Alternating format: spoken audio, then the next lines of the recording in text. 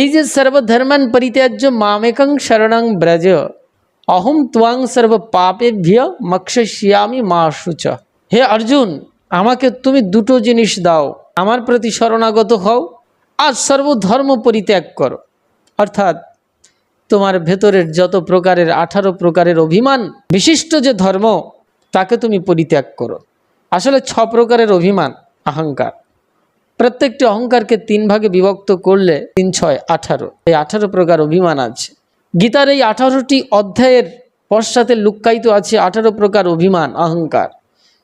এই 18 প্রকার অহংকারকে অতিক্রম করে শ্রীমদ্ ভাগবত গীতা উপনিষদের যে বৈদান্তিক নিগূঢ় তত্ত্ব, যেখানে শ্রীকৃষ্ণের পরমাত্মিক তত্ত্ব প্রকাশিত হয়ে উঠেছে, তারই অমৃতধারা পান করতে গেলে প্রদীপের নিচে যেমন থাকে অন্ধকার, ঠিক সেই অন্ধকারকে অতিক্রম করে আলোর জগতে প্রবেশ করতে হয়।